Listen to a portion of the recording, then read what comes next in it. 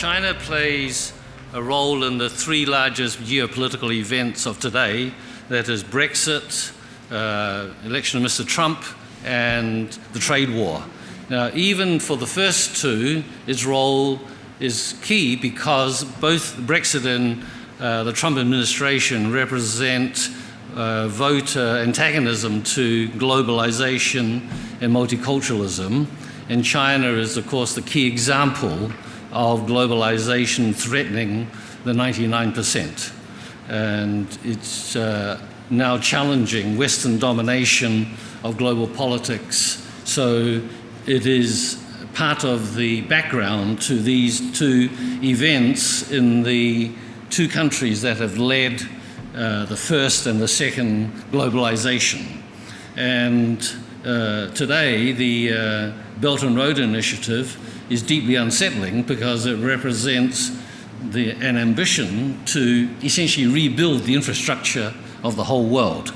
And this is a different kind of globalization, a hard globalization, to be contrasted with the UK successful globalization of 100 years ago, which brought us all this suit. See, we're all wearing this suit. This is a heritage of the first globalization. It's an imposition of English dressing styles on the world. And of course, we all know the American impact on global culture. China's impact won't be as universal, but it will be as pervasive because it seriously proposes to rebuild the world's infrastructure. The event in which China is directly involved is, of course, the trade war. And this is based on a theory, you might say, that China's rise is based on theft of intellectual property and manipulation of exchange rates. Now, this is obviously not entirely true, but even if it were true, let's think of what it must mean. This has been characterized as the largest theft in history.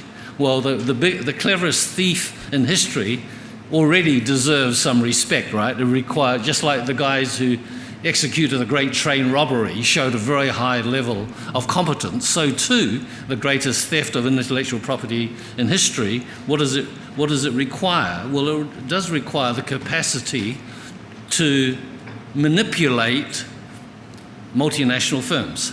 And that requires a bureaucracy that is highly intelligent, far-seeing, and effective in order to trade access to a market for intellectual property. So it shows a high level of competence in China's government. Then it's not like you steal a train load of banknotes. When you steal intellectual property, you have to do something with it.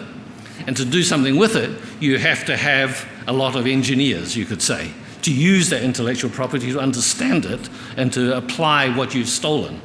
Well, that already tells you a different competence that China has. I just picked up this statistic, which amounts to saying that China is producing half the world's graduates in science, technology, engineering, and mathematics. It's producing 5 times the number that the US produces. So this is part of what enables it to use the intellectual property that it has allegedly stolen. So even if you take the worst possible interpretation, this tells you something about the power, the strength, the diversity of the Chinese economy. And we all know that China makes everything, but it's not actually very easy to make everything. There are long, complex supply chains. There are issues of governance, of coordination, of marketing, and all these skills that were learnt in just 1.5 generations. So this is a very impressive country. And by way of analogy, I go back to the first famous European traveller to China, who was, of course, Marco Polo. And we remember that when he brought back his stories of China, no one believed him. They called him Marco of the millions. He would keep on saying about there's millions and millions of stuff in China, and nobody believed him. But in fact, everything that he brought was true. And now, a different thing that you may not realize is that China, in many respects, is the world's most efficient country. and it offers a very high quality of lifestyle. So it does not have quite the variety of London and New York, but I think it is fair to say that it offers to foreigners variety comparable to, say, Sydney or Toronto. And on top of that, it is a very efficient, safe, clean society, and is able to achieve this not because Chinese are uniquely clever and determined, but because they were very lucky. They can build huge cities on green fields. If you put up a picture of Heathrow, as you all know, Heathrow is a mess. But that doesn't, I don't intend to speak ill of British capacity organisation. It's just that they grew in a society, Heathrow Airport grew in a society that was already highly developed, where there were a lot of very valid vested interests, like personal property. So you can't just build an efficient set of terminals, but China can, because it starts from a green field, it has highly competent city planners, it has lots of capital.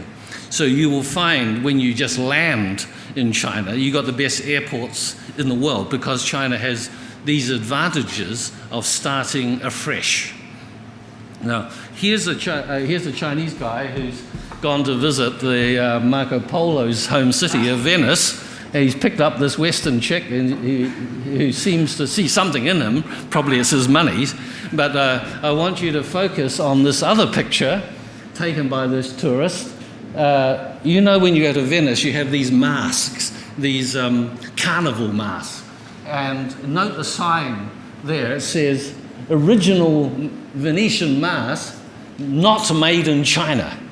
So its selling point is that these masks are not made in China. The implication is that most of the masks, Venetian masks that you buy in Venice, are made in China. So this is a very interesting reversal of the story of Marco Polo. Now, Marco Polo, let me go down a list of the things he thought were fabulous and wonderful about China 800 years ago. First thing was paper money. He thought this was quite fascinating. Now, the counterpart to paper money today is that China probably has the world's most advanced fintech. It has the most efficient form of transactions technology, very highly developed, and it, for example, beggars will take your donations on their phone, so to speak, right? And great-grandmothers will use it to go buying one bunch of vegetables. So it pervades society from top to bottom. Another thing that Marco Polo brought back as gee whiz were these stones that burnt for fuel. And that was how the Western world learnt about coal. In Marco Polo's day, they didn't have coal. But today, China's counterpart is that it's the world's largest manufacturer of solar panels. Like this morning, I saw an article about solar panels being injected by a British entrepreneur, it was on the BBC, throughout Nigeria, and those obviously made in China. Marco Polo mentioned that China had one of the two largest ports in the world. Today, 7 of the 10 largest container ports are in China, and of course it's the largest exporting nation. Hangzhou, Marco Polo mentioned as the largest city in the world, and today Shanghai and Beijing, I just Googled it, and they're the 2 largest cities in the world. Tianjin, whom you've never heard of, is number 9. So, but even more unexpected is this. It is reasonable to say that the whole of eastern China, running from Manchuria all the way to Guangzhou, which is a distance of about 2,000 miles, is becoming one city. So we've all heard of giant cities like Boswash, that is the east coast of the United States from Washington to Boston, about 100 million people. We're another giant city, Tokyo, Osaka, that's another 100 million people. Northwestern Europe, running from Paris, Amsterdam, North Germany, that is another 100 million people. But the Chinese city going from Manchuria to Guangzhou is effectively one continuous conurbation of 1 billion people. So this provides scale, complexity with good infrastructure beyond what any other conurbation in the city can achieve, and much of the IT advances of China are based on the scale and density and good order that's available in this giant conurbation, which is, of course, 1/7 of the world's population. Imagine that in one city. And this sounds like exaggeration, but if you take the high-speed train from Beijing to Shanghai, and it's quite an interesting experience, you are never out of sight of a city. So from Beijing to Shanghai, it's effectively one city already. So talking of Marco Polo, I want to talk to you now about how China is organized. I think Westerners have a picture of how China is organized, which goes something like this. It's full of communists running the place, and they're messing things up. And China's growing, but that's because of the capitalists, right? So the picture is spaghetti and meatballs, right? The communists are the spaghetti, and the meat is the entrepreneurs. So that is, I think, the Western picture of how China operates and how it succeeds. It succeeds despite the pasta. Now, this story is that the China rose because the market expanded and the communists retreated, you might say. In fact, China looks more like this. It's more like what you call lasagna, in that it has many layers of communists, 5 layers of officials, and they each are driven by market forces. That is the key to understanding China, that the communist officials that in the Western picture of China are messing things up and holding things back are, in fact, they are the key capitalists, you might say.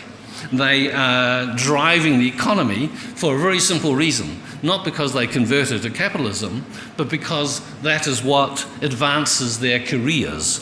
They are promoted on the basis of GDP growth, and that is why lasagna is a better metaphor for China's governance than spaghetti and meatballs. Of course, China is even more complicated than that.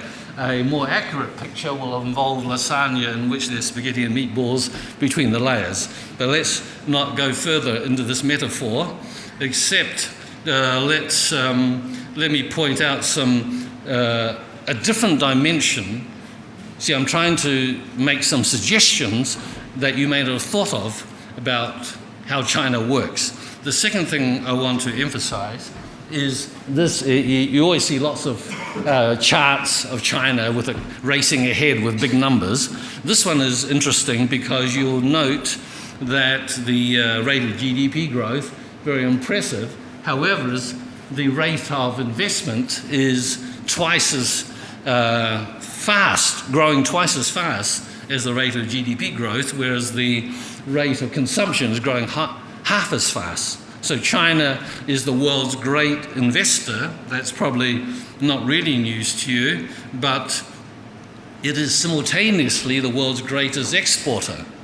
Now, to me, this is like somebody who's simultaneously able to win a gold medal in the long jump and also in the marathon, in that these are disparate skills that pull against each other. You only have 24 hours of the day to train. You can't train both to be an Olympic gold jumper and a marathon gold medalist.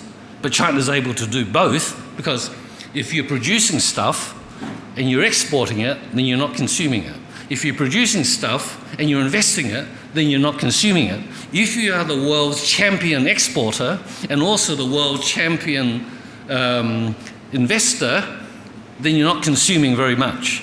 So you must be saving a lot. Well, you might think, well, Chinese, well, they are culturally perhaps disposed to save, but there's another part of the story which I want to tell you to explain how China is able to be simultaneously the long jumper and the marathon winner. And here we can't avoid Mr. Trump, and there's a curious analogy between Mr. Trump, the rise of the US, and the rise of China. The New York Times has revealed that Mr. Trump would like you to think he's a great businessman, but the New York Times, with diligent research, has documented that Mr. Trump Sr. left him with $400 million. So he's not telling you that when he emphasizes what a great businessman he is and that you're fired and all that sort of thing, right? And the art of the deal. If your father left you $400 million, I'm sure you'd be more successful even than you are. And my point here is that the rise of the US and the rise of China can partly be explained in the same way, because both the US and the Soviet Union and China had an inheritance, rather like from Mr. Trump Sr. What they inherited was essentially the three largest countries in the world, not counting Canada, for nothing. Right? The state ended up owning these three largest countries in the world. And they were able to become superpowers because they converted this inheritance into a successful economy. The US was able to fund its infrastructure, pay off its internal debt by selling off state land. The railway system was essentially came for free because the major cost of the railway system is land. And the US already owned it. And then they could mortgage the land and fund the investment. In a curious way, that's the story of China, that it now has best infrastructure in the world, and it has the best high-speed railway system in the world. And I'm not here to tell you that this shows the brilliance of the Chinese people.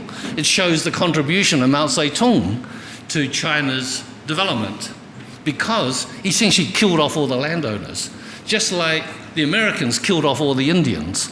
So they got these large continents for nothing. But they made good use of it, of this inheritance. Their institutional structure enabled this inheritance to be converted into industrial capital. And that is an important part of the story. That's a similarity between the rise of the US and the rise of China, that they had this inheritance, or rather they killed off the previous owners, but then they made good use of it. How? They converted to capital because they effectively decentralized the use of this capital to entrepreneurs. That's obvious in the case of the US. In the case of China, the entrepreneurs were, of course, only partly private individuals.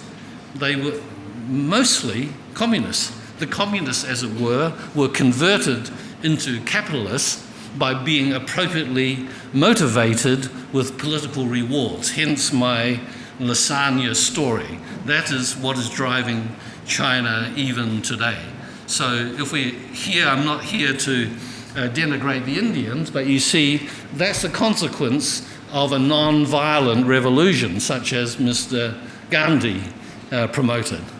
Because Mr. Gandhi was such a nice guy, and because Mao Zedong was a nasty killer, today China has the best railway system in the world, and India has a really difficult, overcrowded one, which of course is a grave impediment to its development. So with regard to savings, I want to point out that China's savings is an order of magnitude above even other Chinese societies like Taiwan and Hong Kong. China saves an additional 20% of GDP. And where does the savings come from? You can't say, well, Chinese really work hard and they mind their grandchildren, because that's also true in Hong Kong and Taiwan. Where's the 20% come from? And the answer is this, that the land that Mao Zedong grabbed was turned into capital by these communists, and now nobody is allowed to consume it. All you can do is reinvest it.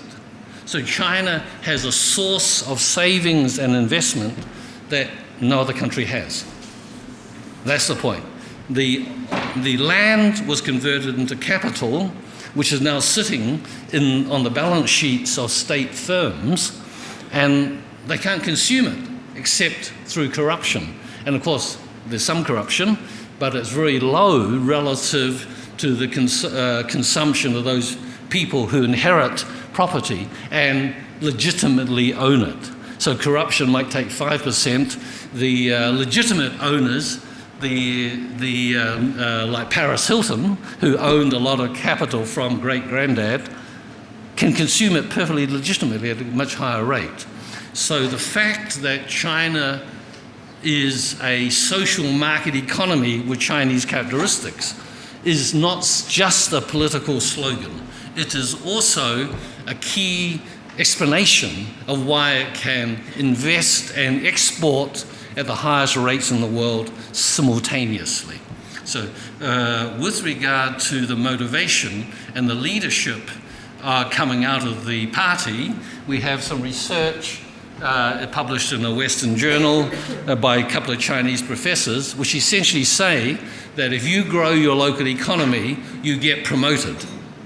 And if researchers, academic researchers, can publish a paper based on validated statistics about the correlation between growth and promotion, we can be sure that the communists there know it too, and that is motivating how they manage their local economy. So that's the central story, that China, whereas Russia voted out the party and left itself with no organizational structure, China turned the party into capitalists in a certain limited sense. So I won't go through those slides. I want to point out how the transition was so cleverly managed from central planning to a market economy. The first step was to keep the central plan, but then tell everybody that you have to fulfill your targets under the central plan, but if you produce more, you can sell it on the open market. So there were no losers. In the transition from communism, a pure socialist economy, there were no losers, there were only winners. And thereby, social order, the political structure was kept intact even while the market economy grew. So this is pretty clever, you think about it. Right? The Russians are very clever people individually, but they never managed to think through a complex transition. And the Chinese were able to do so, in part, not because individually they're cleverer than Russians, that's clearly not true. It is that they had been through the shock of a cultural revolution, and they were pretty humble. They knew what they didn't know. They knew that they could not afford another big shock. So they just, in Deng Xiaoping's words, crossed the river by feeling for the stones. They tried what worked and were cautious but open in the transition. Now, when we go from the early to the late reform era, here's an interesting analogy. In Europe, you have block shareholding of corporations. So typically, a corporation, say a German corporation, might have a big block of shares held by Deutsche Bank and other blocks of shares held by other corporations. And they provide supervision of management that's more effective than dispersed shareholders. So effectively, you have capitalists supervising other capitalists and with being properly motivated by the fact that they own 10% of the shares. Bring this up because that is actually the structure of state enterprises in China. You have all the big state corporations and all the Chinese banks have block shareholding effectively by other state corporations, and then above them would be the state asset management companies, and above them would actually be entities like the municipality of Shanghai, the People's Bank of China, the Ministry of Finance. So you have a shareholding structure that distributes power and distributes incentives, somewhat like the what was sometimes called the Rhine model of capitalism, which obtains in France and Germany. So that is also part of the story of why the Chinese economy works rather well. It has decent corporate governance, you might say. Not the world's best, but of course, if your cost of land is zero and your cost of capital is zero, because nobody owns the capital, you don't have to be the world's best. You can still be a dynamic economy. Now, the last story I want to convey to you is that China has, in the last 5 years, transformed itself yet again. It is not simply the world's largest manufacturer, it is what I would call high-tech Confucianism. That is, it is a technologically very sophisticated society, and this has been used in some ways that I think Westerners might find a bit sinister, in the sense, for example, you go into China, you're photographed, right? Go to the airport, you're photographed. You go into a hotel, you're photographed. Everywhere you go, you're photographed. They know where you are and they know what you're doing. Minute by minute, moreover, AI collates all this information.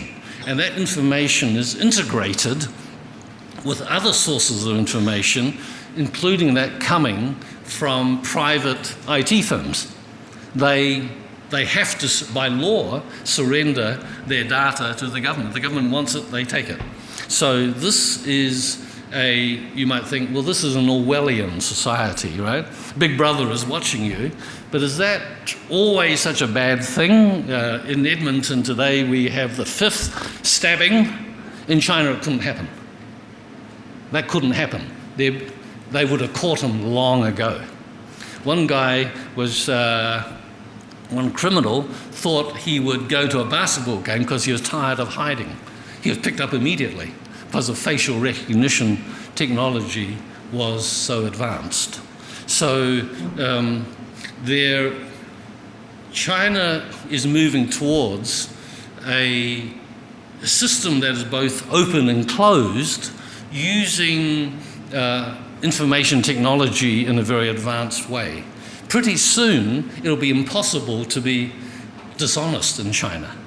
It'll be impossible, it'll be very costly not to pay your debts because they'll be recorded. So this is, however, combined with a high level of encouragement for entrepreneurship, in particular information entrepreneurship. So this is a very different society from how you think. Now, can we expect the government to use this information responsibly, or should we expect it to use it in an Orwellian fashion? Here we have a precedent. The elite of China for the previous 2,000 years did have a monopoly on information because they were the only ones who could write, who were literate. And it's part of the tradition, 2,000-year-old tradition of China, that the elite carries with it responsibility. And so we should therefore contrast this with the way in which information technology has deeply corrupted the mechanics of democracy. And we all know those stories about Russian intervention and social media. So I'm not trying to convince you that China is the future. It is a coherent and well thought through plan, and it's a very interesting society. And no simple story about it is correct. So there are many opportunities for arbitrage, you might say, between two very differently organized societies. and those are really the opportunities that are available to you.